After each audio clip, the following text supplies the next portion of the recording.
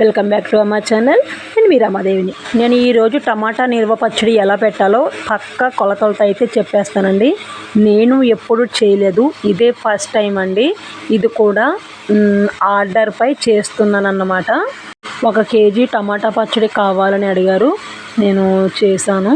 చాలా అంటే చాలా బాగా వచ్చిందండి. నేను అస్సలు ఎక్స్పెక్ట్ చేయలేదు ఇంత బాగా వస్తుందని.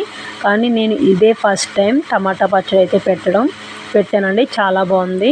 ఇది పక్కా కొలతలతో ఎలా పెట్టాలి ఏంటి అనేది నేను మీకు వీడియోలో పూర్తిగా చూపిస్తాను. నా ఫుల్ వీడియోని అయితే ఎక్కడ స్కిప్ చేయకుండా చూడండి. వీడియోలోకి అయితే వెళ్ళిపోదాం, వచ్చేయండి. 2 కేజీలు టమాటా పళ్ళు అయితే తీసుకున్నానండి. నేను ఇక్కడ టమాటాలను అయితే చూపించలేదు, మీకు వీడియో స్కిప్ అయిపోయింది అనమాట. టమాటా పళ్ళు మరీ మెత్తగా ఉండకూడదండి, అలాగని బాగా గట్టిగా కూడా ఉండకూడదు, సమానంగా పండాలన్నమాట.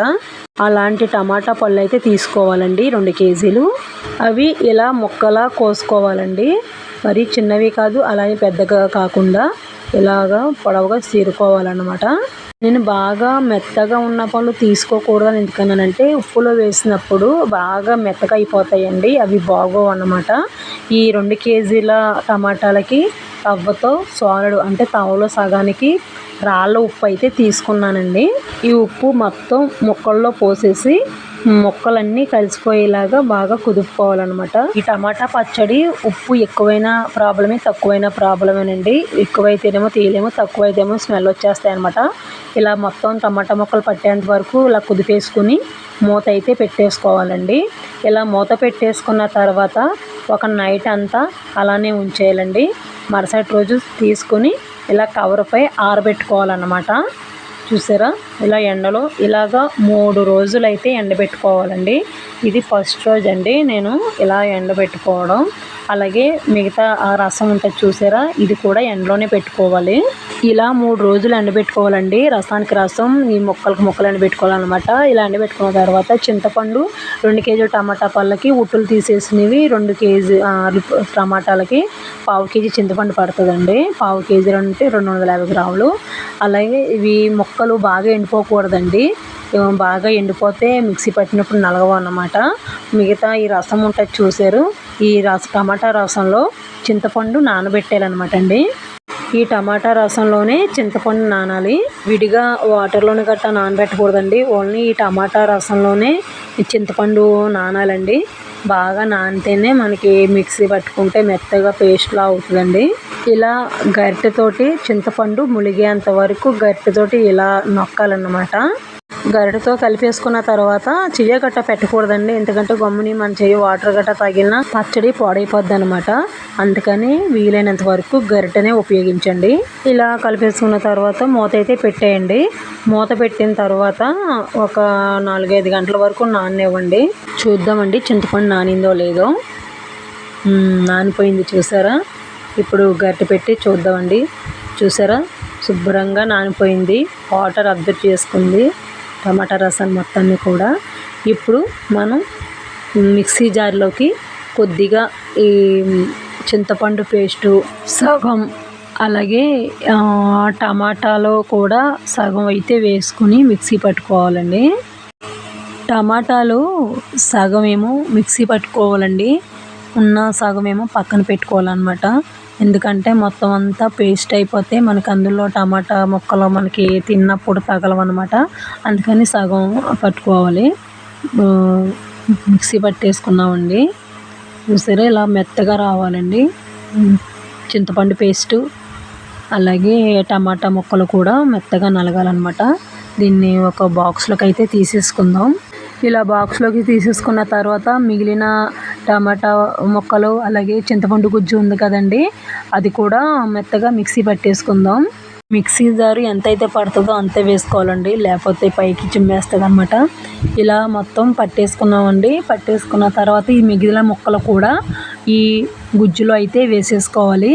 టమాటా ముక్కలు ఎండబెట్టినవి 2 భాగాలు చేసుకొని సగమేమో మిక్సీ పట్టుకోవాలి మెత్తగా, సగమేమో గుజ్జులో కలుపుకోవాలండి. చూసారా, నేను కారంతో పెడుతున్నానండి. 2 కేజీల టమాటా ముక్కలకి తవ్వలో సగానికి కారం అయితే వేస్తున్నాను. ఉప్పు అయితే ఎంత వేసానో కారం కూడా అంతే వేస్తున్నానండి. ఇవి గుజ్జు అలాగే కారం మొత్తం బాగా కలిసిపోయేలాగా కలుపుకోవాలండి.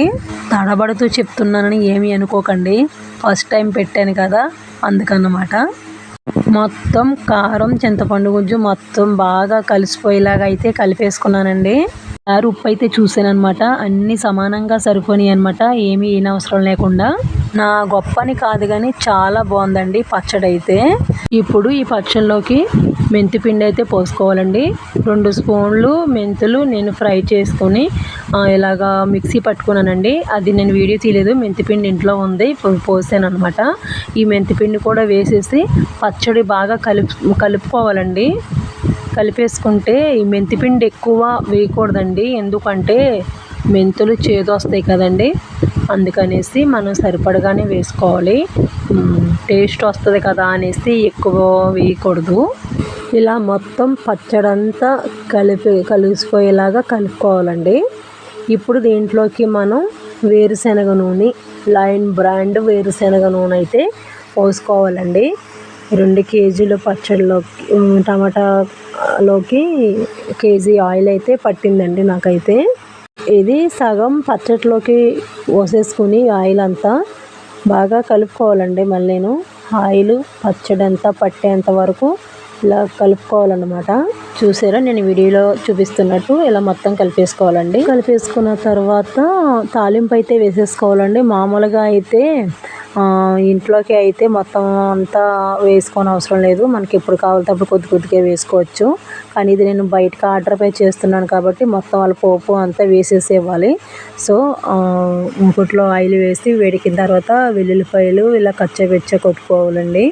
ఒక 10-15 గర్భాల వరకు అయితే వేసాను. వెల్లుల్లి గర్భాలు బలంగా వేస్తే పేలుతాయండి, అందుకని కొద్దిగా కొట్టుకోవాలన్నమాట.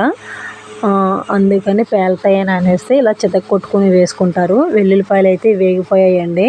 తర్వాత మెంతులు 1/2 టీ స్పూన్ మెంతులు, 1/2 టీ స్పూన్ ఆవాలు, అలాగే మినపప్పు, శనగపప్పు కూడా వేసుకుంటారండి కొంతమంది.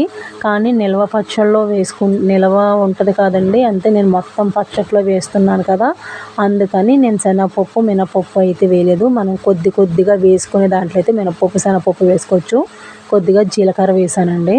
జీలకర్ర కూడా వేసిన తర్వాత ఎండుమిర్చి కూడా వేసుకున్నాను. అవి కొంచెం వేగాలండి.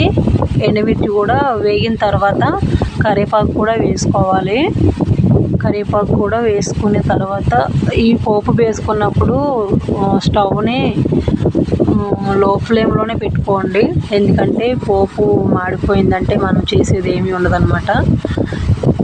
ఎండుమిర్చి వేగిన తర్వాత కరివేపాకు కూడా వేసేసుకోవాలండి. ఇలా పోపు మొత్తం ఫ్రై అయిపోయిన తర్వాత స్టవ్ ఆఫ్ చేసుకుని మూకుడైతే కింద పెట్టేసుకోవాలండి. స్టవ్ పై నుంచి దించేసుకోవాలన్నమాట. ఇలా దించేసుకున్న తర్వాత పోపులోనే కొద్దిగా పచ్చడి వేసి కలుపుకోవాలండి. ఇలా నేను వీడియోలో చూపిస్తున్నాను చూసారా, ఇలా మొత్తం పచ్చడిలో పోపు వేయకుండా పోపులోనే కొద్దిగా పచ్చడి వేసి కలుపుకోవాలండి. ఎందుకంటే ఈ వేడి నూనె పోపు పచ్చడిలో వేసానంటే, నేను వేసింది ప్లాస్టిక్ కదండి బాక్స్, అది కరిగిపోద్ది. అలా కాకుండా కొద్దిగా పచ్చడి ఈ పోపులో వేసుకుని బాగా కలిపేసుకోవాలండి. చూడండి, ఇక్కడ నేను వీడియోలో చూపిస్తున్నాను కదా, ఇలా కలిపేసుకోవాలండి. పోపు పచ్చడి మొత్తం కలిసేలాగా అన్నమాట. ఎప్పుడు పెట్టకుండా ఇదే ఫస్ట్ టైం పెట్టిన నాకే పచ్చడి ఇంత టేస్ట్గా వచ్చిందంటే మీరు పెడుతుంటారు కదండి, ఇలా పెట్టి చూడండి ఒక్కసారి. పచ్చడి అయితే చాలా టేస్ట్గా ఉంటుందండి, పక్కా కొలతలతో.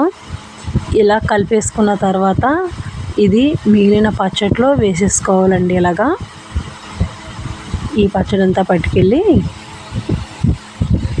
అలా మిగిలిన పచ్చడిలో కలిపేసుకోవాలి.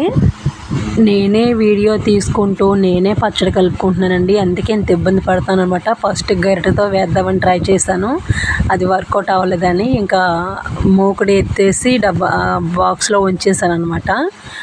మనమే ఎవరైనా వీడియో తీసేవాళ్ళు ఉంటే చాలా బాగుంటుందండి, కానీ నేను ఒక్కదాన్నే వీడియో తీసుకుంటూ నేనే చేసుకుంటూ ఉంటాను. వంట చేసుకున్నా వీడియో తీసుకున్నా చాలా ఇబ్బందిగానే ఉంటుందండి. అయినా సరే చేస్తానన్నమాట. మనకి ఇష్టమైంది ఎంత కష్టమైనా చేస్తాము అంటాం కదండి, దానికి నిదర్శనం ఇదే అన్నమాట. ఓకేనండి, మొత్తానికి టమాటా నిల్వ పచ్చడి అయితే రెడీ అయిపోయింది. చెప్పడం మర్చిపోయానండి, నా యూట్యూబ్ ఛానల్ చాలామంది చూస్తున్నారంట. యూట్యూబ్లో అయితే కామెంట్లు పెట్టట్లేదని బయట అయితే ఇస్తున్నారండి. కొంతమంది పాజిటివ్గా ఇస్తున్నారు, కొంతమంది అయితే నెగిటివ్గా ఇస్తున్నారు. ఏదో అలా నవ్వుకుని ఊరుకుంటున్నాను అనమాట. సరే, నెగిటివ్గా ఇచ్చినా పాజిటివ్గా ఇచ్చినా అదేదో కామెంట్ బాక్స్లో పెడితే బాగుంటుంది కదా అని అనుకుంటున్నాను. యూట్యూబ్ ఛానల్ పెట్టడం అంటే చాలా ఈజీ అనుకుంటారండి, అదేమీ కాదు. అవన్నీ ఎందుకులే కానీ నా టమాటా నిల్వ పచ్చడి ఎలా ఉందో కామెంట్ అయితే పెట్టండి.